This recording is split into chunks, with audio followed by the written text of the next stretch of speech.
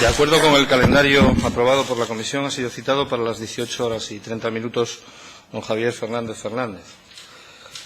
Se hace constar que el compareciente está presente. En primer lugar, quiero pedirle disculpas por el retraso que lleva acumulada la Comisión, que se deriva un poco de la dilación en las comparecencias anteriores. De conformidad con el artículo 74 del Reglamento de la Junta General y con la resolución del presidente de la Cámara 24 de 20 de octubre de 1998 sobre comparecencias ante las comisiones de investigación, los derechos que le asisten ya le han sido comunicados en el requerimiento de comparecencia y a mayor abundamiento los tiene a su disposición en el escaño por si desea consultarlos. ¿Desea, no obstante, que esta presidencia se lo recuerde o se da por instruido? Tal y como se le comunicó en tiempo y forma, su comparecencia ha sido requerida para que, en su calidad de exdirector general de Minería y Energía, exconsejero de Industria, Comercio y Turismo y actual presidente del Gobierno del Principado de Asturias, preste testimonio sobre la situación y circunstancias de los hechos objeto de la investigación y sobre todo lo que conociera en relación a los mismos desde la perspectiva de los distintos cargos que ha desempeñado en la Administración del Principado de Asturias y en especial en relación a los mecanismos de seguimiento, control y gestión de los fondos mineros derivados de los planes de la minería. Como también se le comunicó en tiempo y forma, tiene la posibilidad de efectuar una exposición previa, si así lo desea, por no más de 30 minutos, y seguidamente los grupos parlamentarios podrán formularle preguntas por unos 30 minutos, de acuerdo con el siguiente orden: Grupo Parlamentario Mixto, Grupo Parlamentario Izquierda Unida, Grupo Parlamentario Popular, Grupo Parlamentario Foro Asturias y Grupo Parlamentario Socialista. Por último, podrá el compareciente intervenir para hacer aclaraciones o precisiones por no más de 5 minutos. La comparecencia se desarrolla en sesión pública, se graba y se publica en el diario de sesiones de la Junta, que podrá consultarse en la página web de esta Junta, a través de la cual también se puede seguir la sesión. ¿Desea, presidente, hacer una exposición previa? Bien, pasamos, por lo tanto, al turno de preguntas, empezando en primer lugar por este grupo, el Grupo Parlamentario Mixto, del cual yo soy portavoz.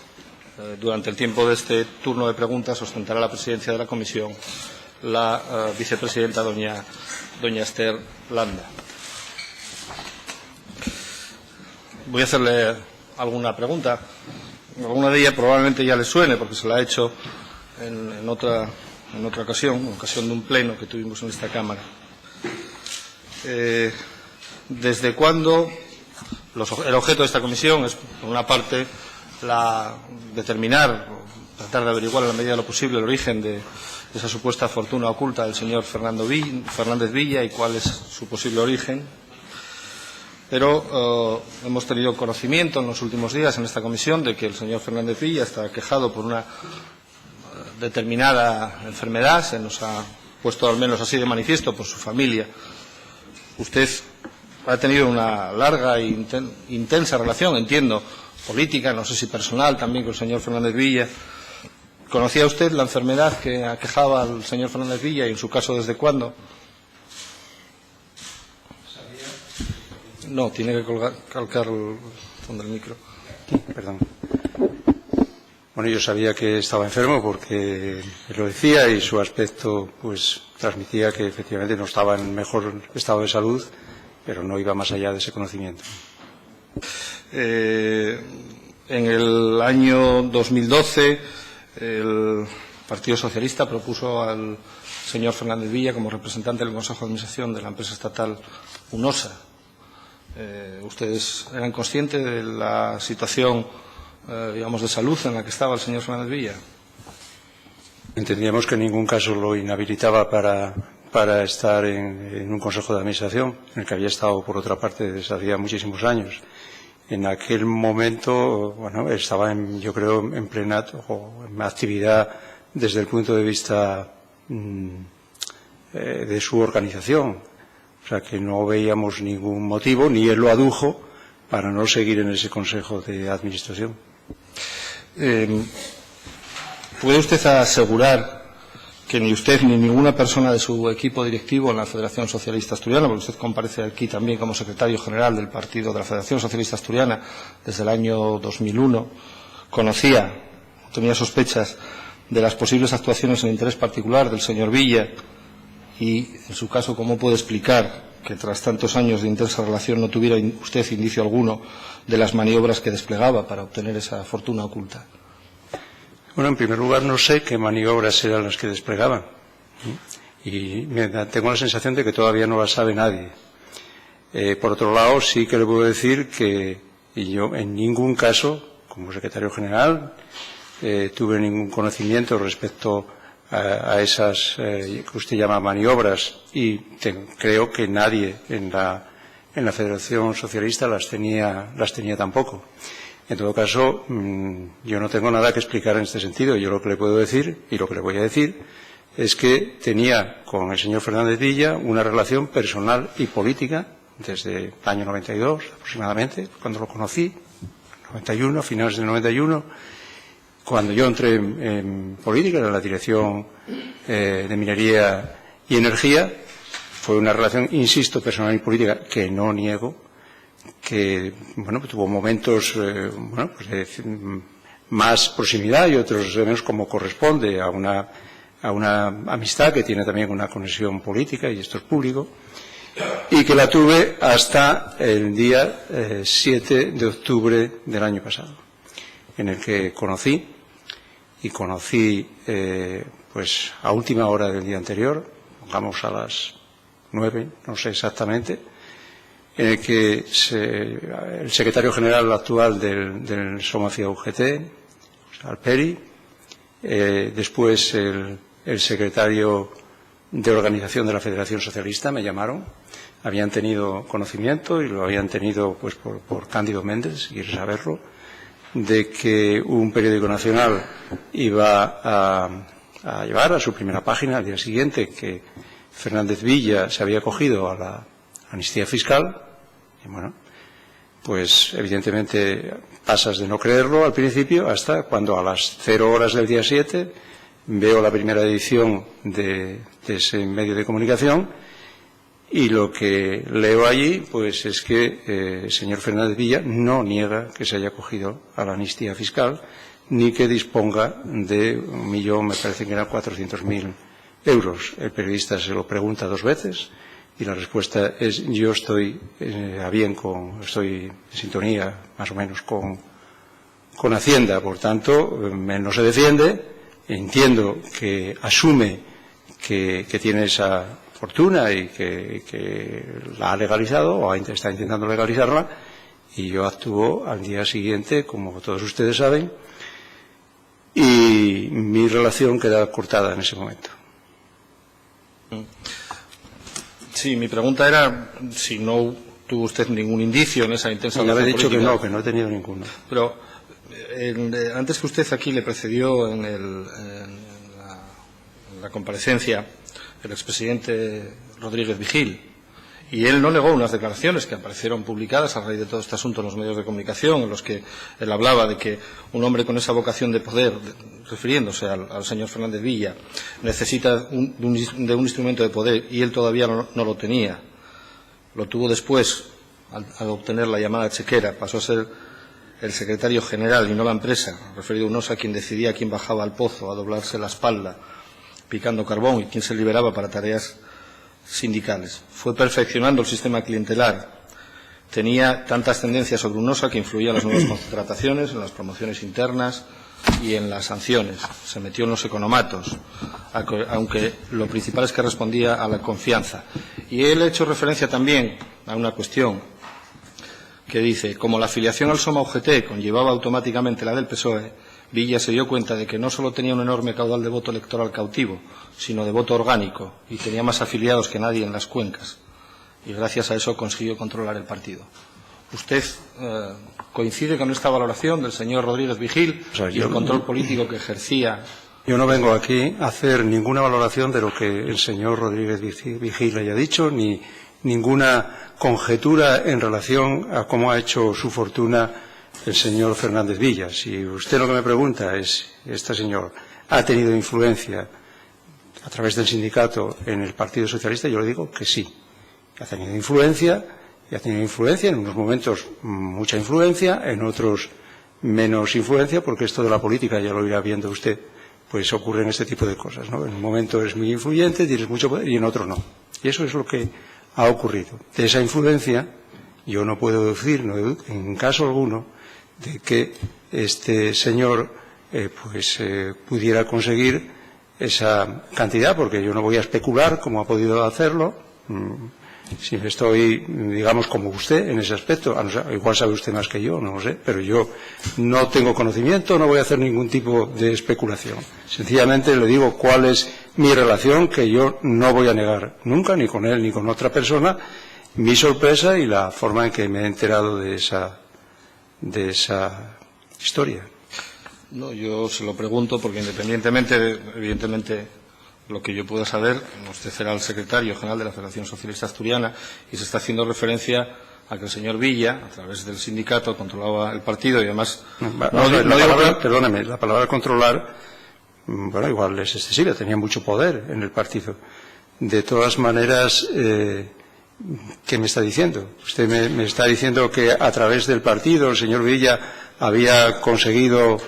yo qué sé, no sé qué tipo de prebendas para obtener ese 1.400.000.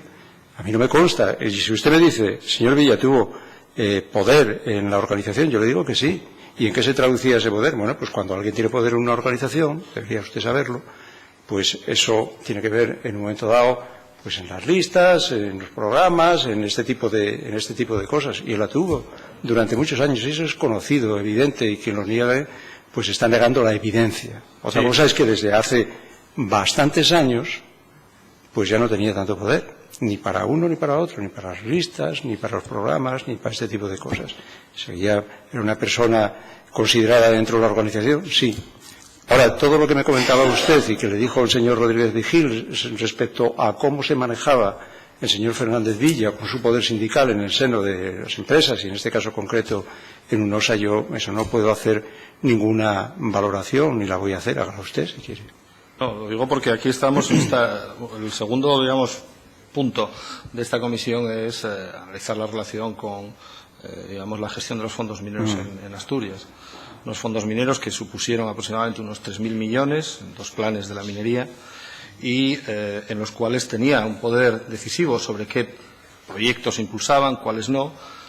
En fin, los sindicatos en el primer plan, yo no voy a entrar en por qué razón tenían ese poder, lo cierto es que fue así, el modelo que se implantó en Asturias otorgaba un papel central a los sindicatos, incluso en el segundo plan, en el cual ya se negoció, siendo usted secretario general de la Federación Socialista Asturiana, y se negoció además con un gobierno socialista en Madrid. Ahí un papel importante lo tenían lo que se denominaban las mesas regionales de la minería, donde estaban representados los sindicatos, los ayuntamientos mineros y el gobierno y el Ministerio de Industria a través del Instituto del Carbón.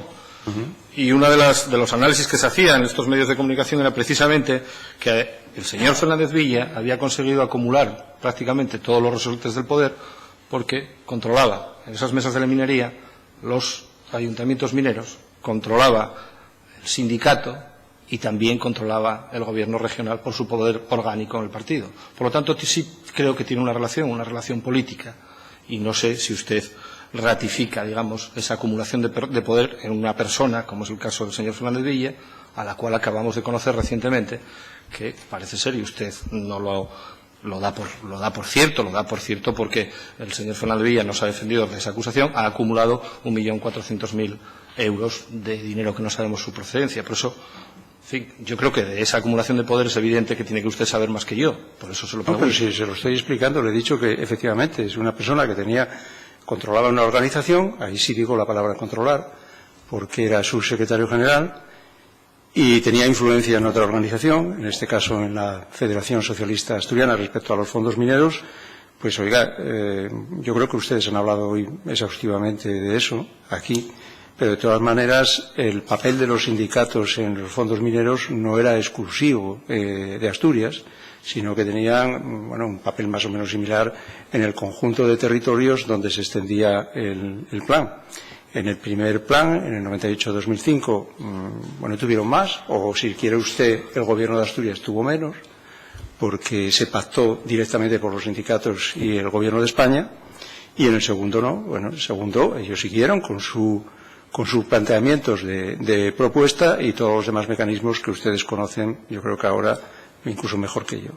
En todo caso, Aquel plan contemplaba pues varias actuaciones, eran actuaciones diversas. Aquel plan no, aquellos otros planes, ¿no? Por un lado tenía esto que se llama fondos mineros, es decir, una serie de fondos o de recursos, bueno, en varios compartimentos que parecen normales, es decir, estamos hablando de unas comarcas que no podían recibir como legado por haber contribuido a la primera y desordenada industrialización de España, pues una herencia de espacios contaminados, el urbanismo congestionado y un muy fuerte desempleo allí mismo, por razones obvias, ¿no? Porque estamos hablando de un monocultivo industrial que además era muy intensivo en empleo y utilizaba muy poco espacio, porque el espacio estaba bajo tierra. De todas maneras, todo eso tenía que sustituirse, además en unos valles muy angostos, no había empleo, no había posibilidades de otros sectores intensivos, el empleo tenía que ser más intensivo en capital, o sea, el empleo, la inversión, en fin, había unos problemas obvios, muy difíciles, experimentados también en otros territorios menos periféricos que el de Asturias. Y paralelamente con eso se procedía a un tratamiento, digamos,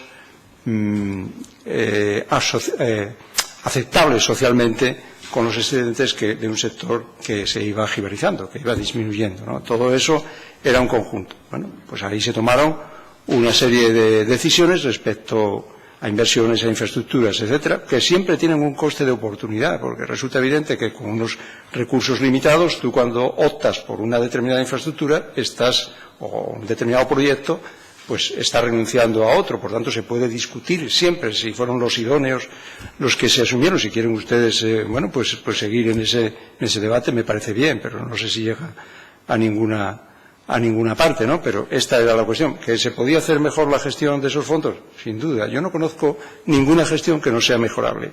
Y en el caso que estamos hablando, con tantos actores, que eran muchos, pues bueno, la cosa se hacía incluso más complicada, pero no iré más allá en este asunto que yo creo que ustedes tienen en conocimiento. Yo lo que le digo, que en ningún caso el señor Fernández Villa tenía influencia para decidir, no ya en una infraestructura, que yo no lo sé, en el marco de la influencia de su organización y en las conversaciones con Madrid o con el gobierno de Asturias, pues podían decidir una infraestructura y los demás estar de acuerdo y ya está.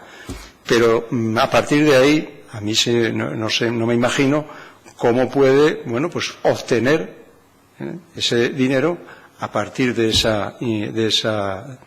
contrato, no lo sé.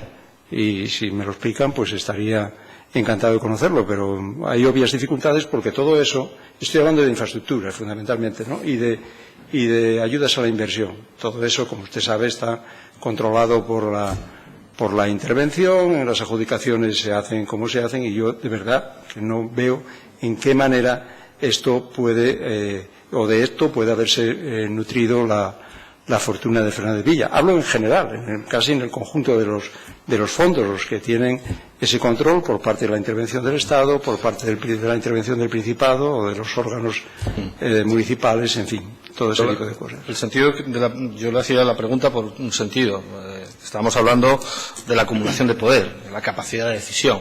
Y la pregunta es, evidentemente, si el señor Fernández Villa podía, digamos, tomar decisiones o influir en las decisiones que se tomaban sobre determinados destinos, determinados fondos públicos, parece ser que, o parecería lógico entender que los posibles colaboradores, y esta palabra de colaboradores la utilizó usted, al día siguiente, cuando da esa rueda de prensa y pone en conocimiento que, su perplejidad por haber sabido esa información, los posibles colaboradores que pudo haber tenido el señor Fernández Villa para hacer acopio de esa fortuna, porque es evidente que él solo probablemente no lo pudo hacer, tuvieron que estar en el entorno en el que se tomaron esas decisiones, ¿no? ¿O no?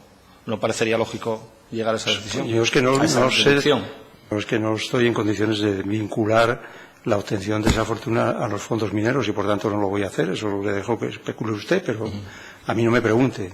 No lo sé. Si usted me dice, señor Fernández Villa o su organización tuvieron capacidad, pongámonos en el primer plan de la minería, por ejemplo, para decidir o plantear una determinada infraestructura que luego efectivamente fue corroborada por los otros actores y al final se hizo, yo le digo, bueno, probablemente sí, alguna de esas infraestructuras, esos equipamientos, pues fuera planteada por el sindicato o por este sindicato en concreto. Le digo que no. Ahora, a partir de ahí, yo desconozco qué mecanismos se hubieran podido pervertir para que el dinero, en este caso, fuera a parar a este señor. Eso yo lo desconozco y, por tanto, es que no quiero especular sobre ese asunto. Usted me ha contestado la primera pregunta que nunca conoció con anterioridad durante su ejercicio como secretario general de ninguna posible irregularidad del señor Fernández Villa, pero lo cierto es que en el año 2001 ya hubo determinadas informaciones públicas en las cuales un significado dirigente del Partido Socialista en aquella época hablaba de que el señor Fernández Villa estaba al tanto del cobro de comisiones. Y le digo claramente de qué persona estoy hablando, el señor Laudelino Campelo, que en aquella época, y a raíz de un juicio que se derivó de una denuncia precisamente de la Federación Socialista Asturiana, cuando usted ya era secretario general, literalmente, y leo lo que decía al término de la vista de una información periodística. La defensa de Laudelino Campelo afirmó que el secretario general del SOMA FIA UGT, José Ángel Fernández Villa, realizó una serie de manipulaciones para inculpar a su cliente para que dejase la política debido a las malas relaciones de ambos, pero consideró que el señor, todo lo que hice, señala el señor Campelo, todo lo que hice lo hice con el conocimiento del jefe, prosiguió Campelo, refiriéndose al líder del SOMA, José Ángel Fernández Villa, la persona que toma las decisiones importantes desde hace 30 años. Esta es una información pública del año 2001. ¿Usted consideró, a partir de esa información, que tenía que abrir algún tipo de investigación en su organización para detectar si estas informaciones eran ciertas o no? Déjeme contárselo desde el principio, si me lo permite.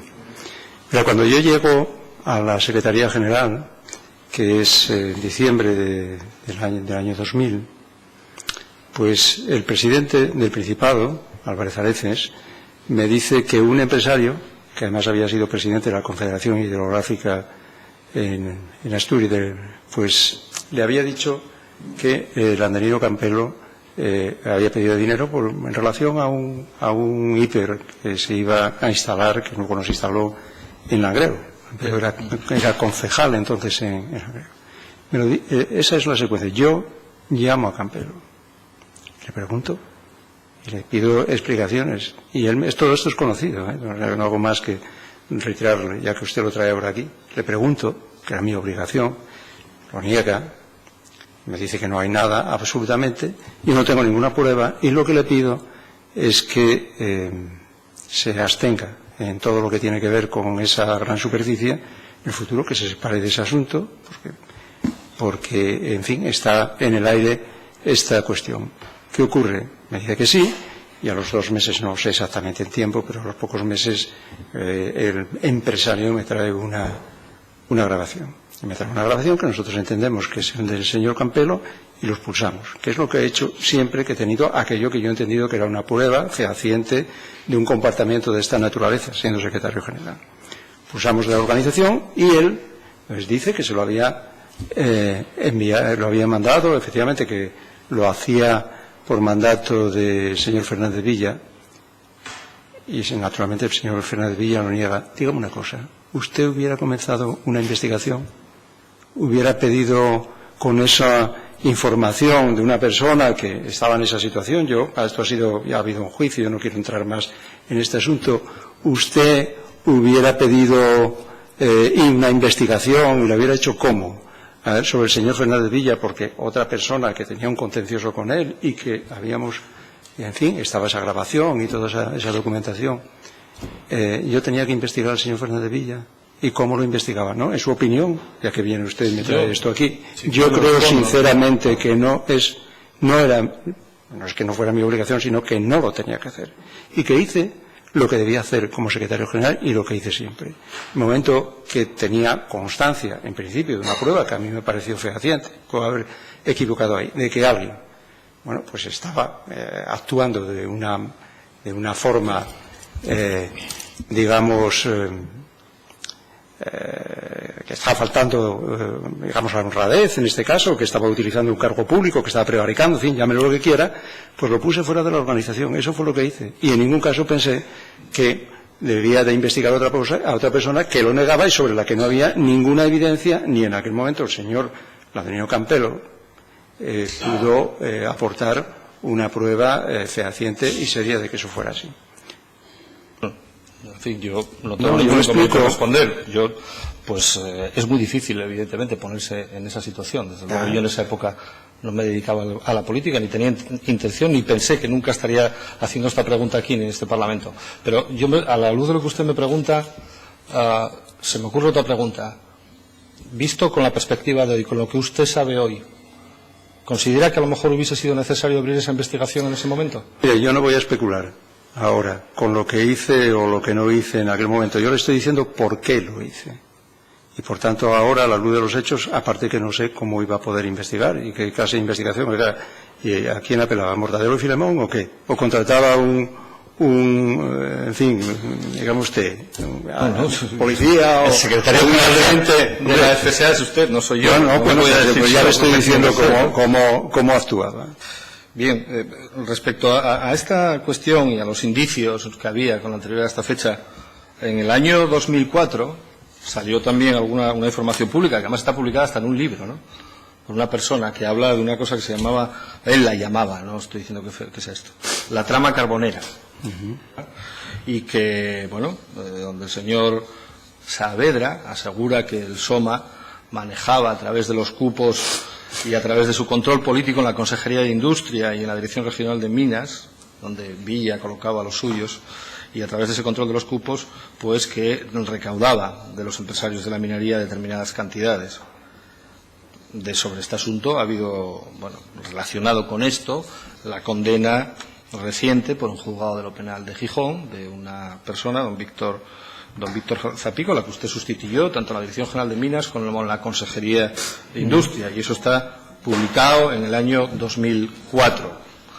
Eso para usted tampoco era, digamos, un indicio, o ni siquiera, en fin, incluso le afectaba a usted personalmente, porque yo creo que el señor Saavedra hasta le citaba a usted personalmente, ¿no? Mire, vamos a ver. Luego, si quiere, hablamos del señor Saavedra.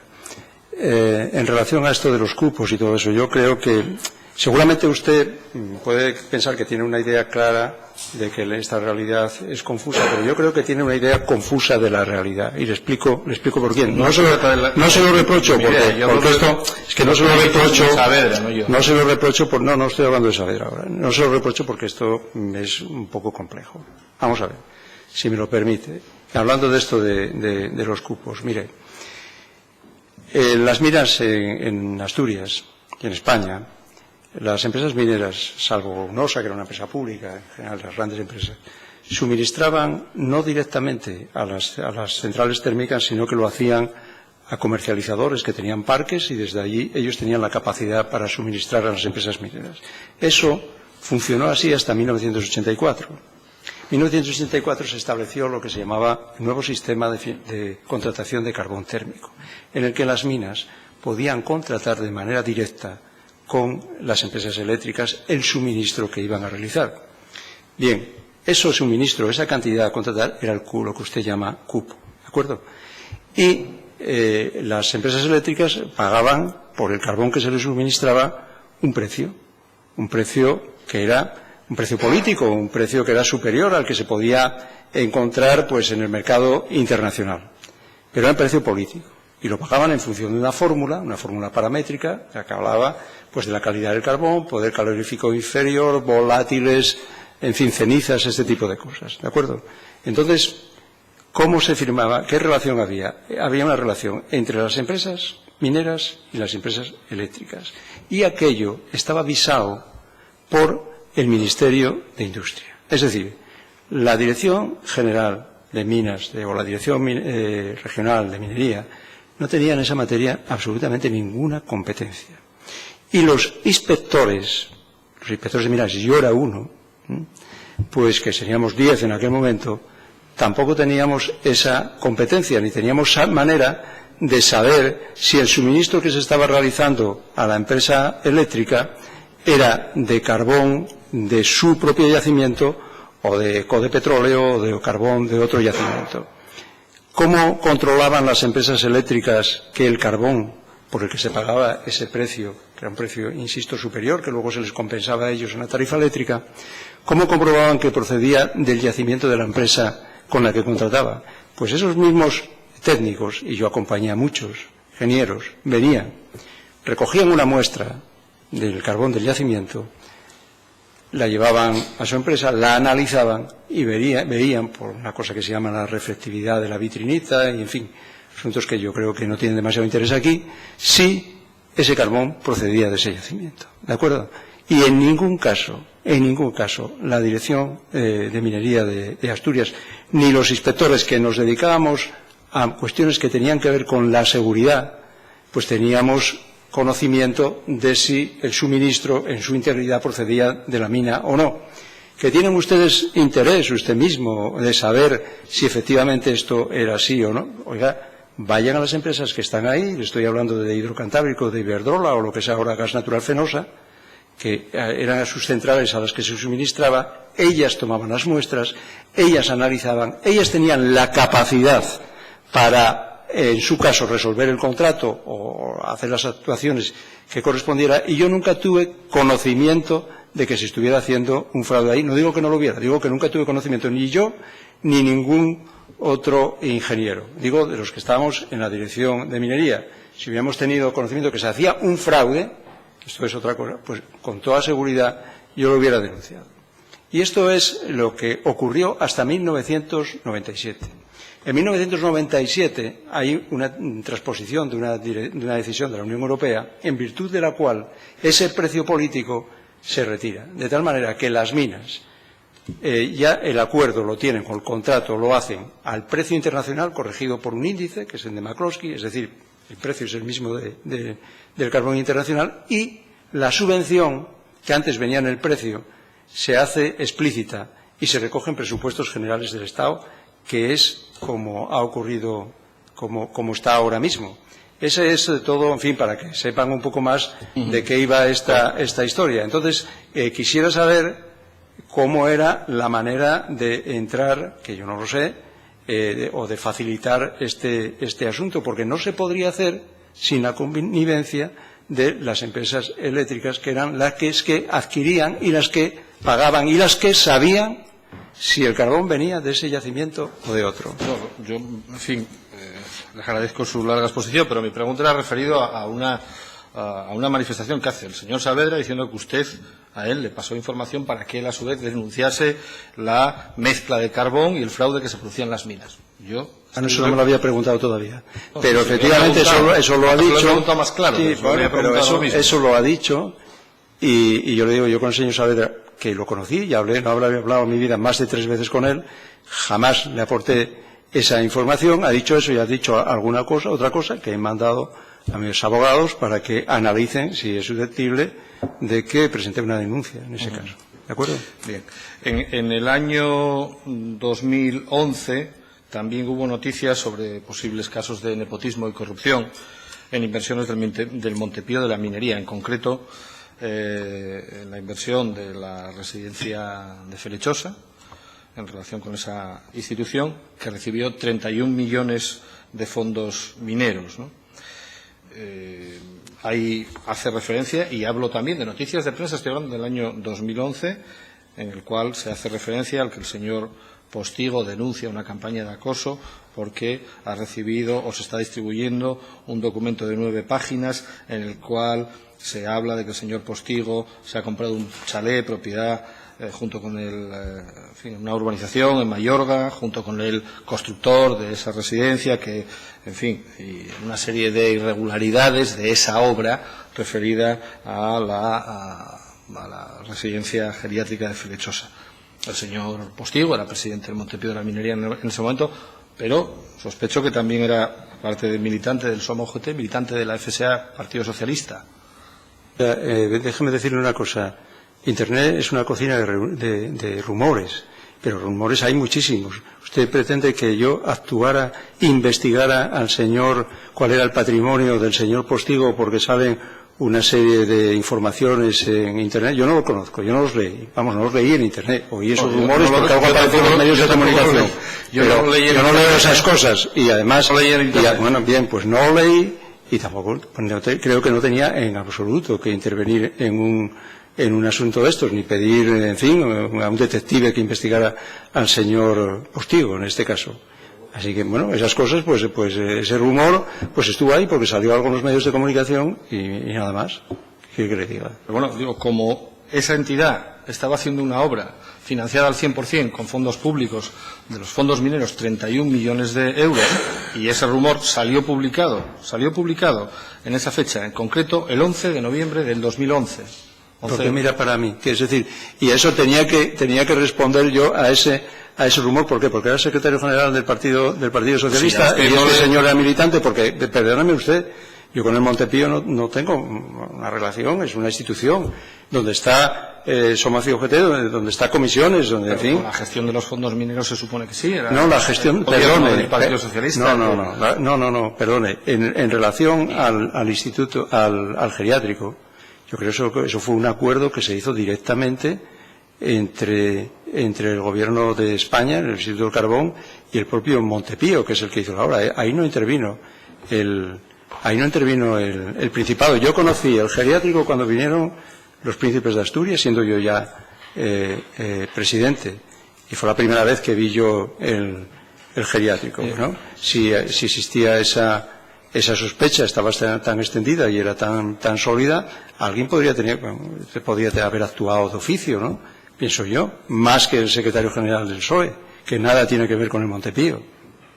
Pienso yo, no lo sé. ¿Considera que usted no, en fin, estaba legitimado cualquiera, incluso yo más que usted? No digo que usted más, pero como usted extiende la sospecha por dos días, pero parece ser que a las sospechas de Boris, no, usted está trasladando una serie de sospechas y entonces vinculándolas. A mí, mira, mi actuación ha sido, cuando he conocido de manera fehaciente que ha habido pues una actuación de esta naturaleza, yo he actuado siempre, y las personas han sido expulsadas del Partido Socialista. Pero fíjese, estamos hablando de sospechas, pero claro, estamos hablando de sospechas, por eso yo antes le pregunté, desde el día de hoy, si usted mira hacia atrás, igual no sigue pensando lo mismo, no sigue pensando que hubiese sido bueno a lo mejor investigar todas esas sospechas que durante todo ese tiempo... que yo no tengo una agencia de detectives, que lo que gobernaba era el Partido Socialista, por favor. Bueno, no voy a hablarle de sospechas, voy a hablar de informes de organismos oficiales. Informe de la fiscalización de la Fundación para el Desarrollo de la Formación de las Zonas Mineras del Carbón, Fundesfor, ejercicio del 2002, del Tribunal de Cuentas, un informe que es muy crítico con los fondos de formación que gestionaba esa fundación. Informe de fiscalización de la Fundación para el Desarrollo de la Formación, del que yo le hablé antes del Tribunal de Cuentas, no lo voy a repetir.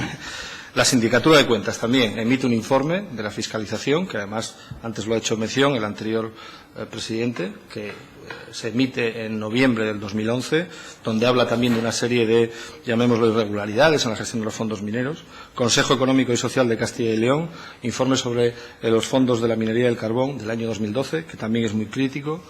Todos estos informes oficiales cuestionaban el modelo de gestión de los fondos mineros, ¿no? Y hablaban de su escasa eficacia, su eficiencia y el modelo de aplicación que se estaba desarrollando. ¿Se planteó usted en algún momento promover el cambio del modelo de gestión?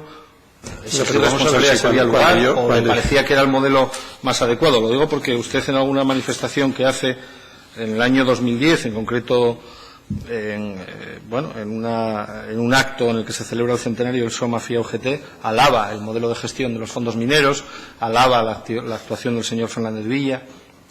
Oiga, con esos informes oficiales, ¿se planteó en algún momento cambiar? Dígame una cosa, el informe de la sindicatura dice que se estaban cometiendo delitos en la gestión de los fondos mineros. No, en absoluto.